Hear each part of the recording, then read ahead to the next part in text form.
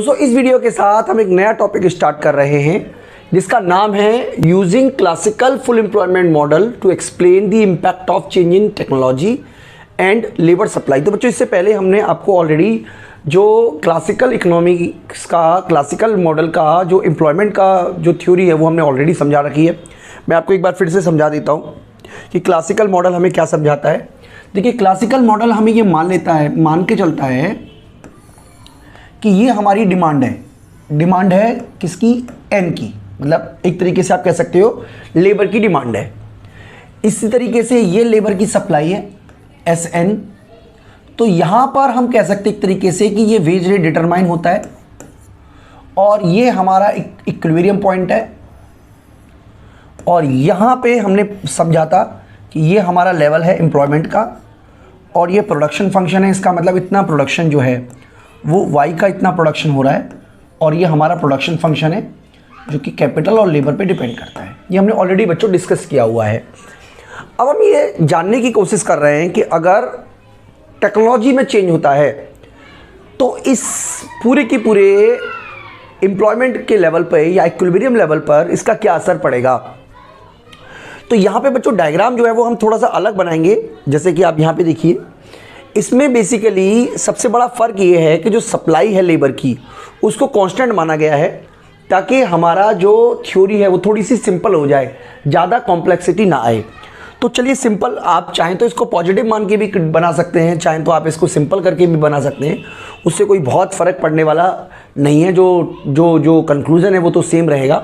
तो मैं आपको समझा देता हूँ कि क्या इम्पैक्ट पड़ने वाला है पूरी तरीके से।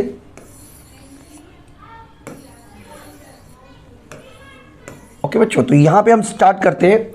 सबसे पहले इसमें बताने की कोशिश की गई है कि अगर हम ये अपने एनालिसिस को सिंप्लीफाई करने के लिए हमने मान लिया है कि जो लेबर का सप्लाई कर्व है वो वर्टिकल शेप में है।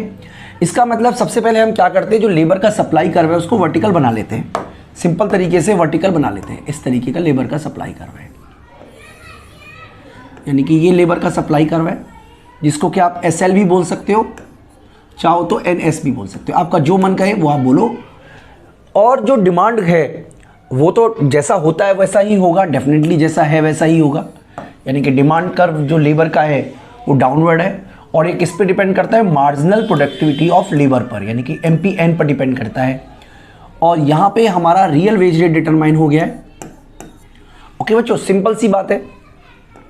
ये मान लीजिए हमारा एक तरीके का जो लेवल है फुल एम्प्लॉयमेंट का वो ये वाला है, यानी कि हम फुल एम्प्लॉयमेंट लेवल को अचीव कर चुके हैं।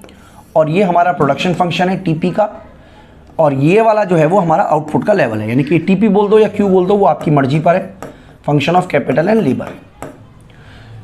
तो यहाँ पे वो कहने की कोशिश कर रहा है कि new technology make the worker more productive, यानी कि अगर टेक्नोलॉजी बढ़ती है, अगर मान लीजिए मशीनरी आती है तो मशीनरी आने से जो लेबर की प्रोडक्टिविटी है वो बढ़ेगी। और जब लेबर मोर प्रोडक्टिव होगा इसका मतलब ये हुआ कि अब डिमांड ऑफ लेबर जो है वो बढ़ जाएगी। इसका सिंपल मतलब ये हुआ क्योंकि हम जानते हैं कि लेबर की डिमांड उसकी मार्जिनल प्रोडक्टिविटी पर डिपेंड करती है और टेक्नोलॉजी आने से मार्जिनल प्रोडक्टिविटी ऑफ लेबर जो है वो बढ़ जाती है। यानी कि अब एक लेबर जो है वो पहले से ज़्यादा प्रोडक्शन कर पाएगा। जब वो ज़्यादा प्रोडक्शन कर पाएगा तो जो लेबर की डिमांड है वो बढ़ जाएगी। इसके हिसाब से अगर हम देखेंगे तो लेबर की जो डिमांड है वो बढ़ जाएगी। ठीक है जी, लेबर की डिमांड बढ़ जाएगी। इस तरीके से बच्चों हमने यहाँ पे भी बना रखा है, लेबर की जो डिमांड है वो बढ़ जाएगी। साथ ही साथ हमारा जो प्रोडक्शन फंक्शन है वो भी बढ़ जाएगा। यानी कि ये देखिए, ये वाला जो है ना, मैं आपको कलर चेंज कर देता हूँ, ये वाला एक नया प्रोडक्शन फंक्शन बन गया है। और इस प्रोडक्शन फंक्शन का क्या मतलब है, इस प्रोडक्शन का फंक्शन का मतलब है कि जो ओवरऑल हमारा एम्प्लॉयमेंट का लेवल उतना ही रहेगा क्योंकि हमने सिंप्लीफाई कर दिया था ऑलरेडी, और हमारा जो आउटपुट का लेवल है वो बढ़ चुका है। तो ये समझाने की कोशिश की गई है बच्चों कि यहाँ पे हमारा जो रियल वेज रेट है वो भी बढ़ गया और हमारा जो आउटपुट का लेवल है वो भी बढ़ चुका है। यानी कि टेक्नोलॉजी से क्या होगा, टेक्नोलॉजी से हमारा जो इम्पैक्ट पड़ेगा वो ये पड़ेगा कि हमारा जो रियल वेज रेट है यानी कि W0P से बढ़कर W1P1 हो जाएगा। यानी कि लेबर की डिमांड बढ़ेगी, D0 से D1 हुआ और इसकी वजह से जो वेज रेट है वो बढ़कर W1 हो जाएगा। तो ये तो हमने समझा, किस पे इम्पैक्ट समझा, number 1 impact on wage rate. यहाँ पे हम इम्पैक्ट ऑन आउटपुट की बात कर रहे हैं, तो ये भी आपको समझ में आना चाहिए बच्चों। ऑलरेडी हमने डिस्कस कर लिया है कि अगर हम नई टेक्नोलॉजी का यूज़ करते हैं तो लेबर ज़्यादा प्रोडक्टिव होगा, ज़्यादा प्रोडक्टिव होगा तो वो ज़्यादा प्रोडक्शन करेगा, और इसकी वजह से जो प्रोडक्शन फंक्शन है वो अपवर्ड शिफ्ट कर जाएगा। इसका मतलब अगर हम सेम लोगों को काम पे लगाएं तभी भी आपका जो लेवल ऑफ आउटपुट है वो बढ़ जाएगा। अब इस आउटपुट का क्या होगा, या तो आप इस इनकम का आप कंजम्पशन करोगे या सेव करोगे, यानी कि कंजम्पशन या सेविंग, यानी कि ओवरऑल अगर आप सेविंग को बढ़ाते हो तो आपको इंटरेस्ट रेट फॉल करने को मिलेगा, जैसे कि यहाँ पे समझाया हुआ है बच्चों। देखिए समझाने की कोशिश हम कर रहे हैं दोबारा से। यहाँ पे उन्होंने जो तीसरा, ये दो डायग्राम तो हम आपको ऑलरेडी समझा चुके हैं, ये वाला डायग्राम आपको बता रहे हैं। मान लीजिए ये सेविंग कर्व है, इसको भी उन्होंने सिंप्लीफाई करने के लिए कांस्टेंट मान लिया है, और ये इंटरेस्ट रेट है, यानी कि डिमांड ऑफ, आप एक तरीके से कह सकते हो इन्वेस्टमेंट है, और ये हमारा है रियल रेट ऑफ इंटरेस्ट। ठीक है जी, रियल रेट ऑफ इंटरेस्ट है, यहाँ पे सेविंग और इन्वेस्टमेंट का अमाउंट की बात कर रहे हैं।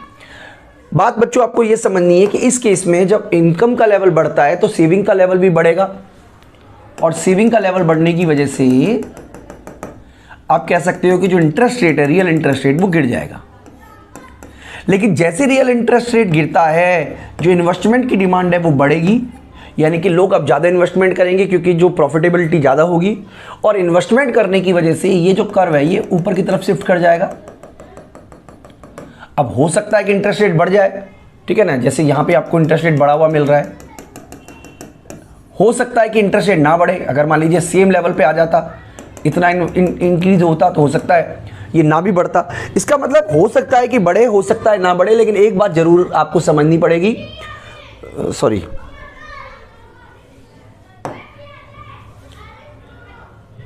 हाँ, एक बात आपको जरूर समझनी पड़ेगी कि जो ओवरऑल आपका जो इन्वेस्टमेंट है वो बढ़ेगा, और इससे आपकी इकोनॉमिक ग्रोथ आएगी, क्योंकि जब आप इन्वेस्टमेंट करोगे तो जो फ्यूचर की जो ग्रोथ है, इकोनॉमी की ग्रोथ है, उसकी संभावना ज़्यादा होगी, यानी कि आपको ज़्यादा ग्रोथ लेवल मिलेगा।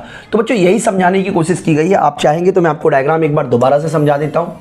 कंसेप्ट तो बहुत सिंपल सा है, यहीं पे आप चाहें तो यहाँ पे समझ लीजिए कि ये हमारा है डिमांड ऑफ लेबर है, ये डिमांड ऑफ लेबर है, ADL 0 बोल दीजिए। ये सप्लाई है लेबर की, SL बोल दीजिए। जब डिमांड बढ़ती है लेबर की तो जो वेज रेट है वो बढ़ जाएगा। ये तो सिंपल सी बात है ना बच्चों। इसके अलावा प्रोडक्शन फंक्शन पहले कर्व ये वाला था, और जब टेक्नोलॉजी इंप्रूव होती है तो प्रोडक्शन फंक्शन ऊपर चला जाएगा, जिससे इनकम का लेवल बढ़ जाएगा। क्योंकि इनकम का लेवल बढ़ा इसलिए सेविंग का लेवल बढ़ेगा। सेविंग का लेवल बढ़ने से इंटरेस्ट, जो रियल इंटरेस्ट रेट है वो गिरेगा। रियल इंटरेस्ट रेट गिरने से इन्वेस्टमेंट डिमांड बढ़ेगी, और इन्वेस्टमेंट डिमांड बढ़ने से जो ओवरऑल इंटरेस्ट रेट है उस पर क्या इंपैक्ट पड़ेगा। हो सकता है रियल इंटरेस्ट रेट मतलब लास्ट में जाके फाइनली रियल इंटरेस्ट रेट बढ़ भी जाए, हो सकता है कांस्टेंट रहे, हो सकता है गिर जाए, लेकिन एक चीज कंफर्म है कि आपका इन्वेस्टमेंट बढ़ेगा, और इन्वेस्टमेंट जो है वो ग्रोथ लेकर आएगा। यानी इस तरीके से हमने समझा कि टेक्नोलॉजिकल चेंज जो होता है वो आखिरकार आपको ग्रोथ लेकर आता है, प्रोडक्शन के लेवल को बढ़ाता है, एम्प्लॉयमेंट की प्रोडक्टिविटी को बढ़ाता है। ये क्लासिकल इकोनॉमिक्स का मानना था।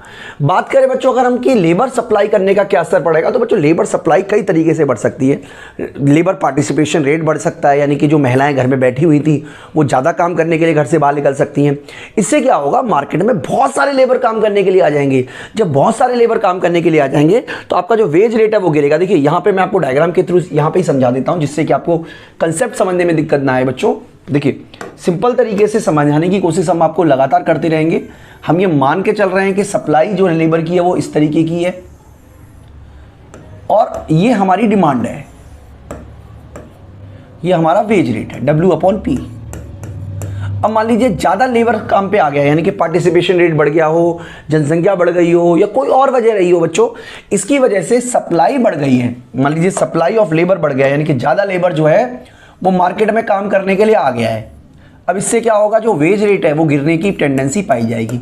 यानी कि आप देख सकते हो बच्चों, वेज रेट जो है वो अब गिर चुका है, यानी कि कम इंटरेस्ट रेट की वजह से, सॉरी कम इनकम, आप सिंपल तरीके से समझे तो यहाँ पे ये वेज रेट गिरता हुआ आपको दिखेगा, यानी कि जो वेज रेट है वो गिर चुका है। अब वेज रेट गिरने का इंपैक्ट क्या होगा, वेज रेट गिरने का इंपैक्ट ये होगा कि आपका जो प्रोडक्शन फंक्शन पहले ये वाला था,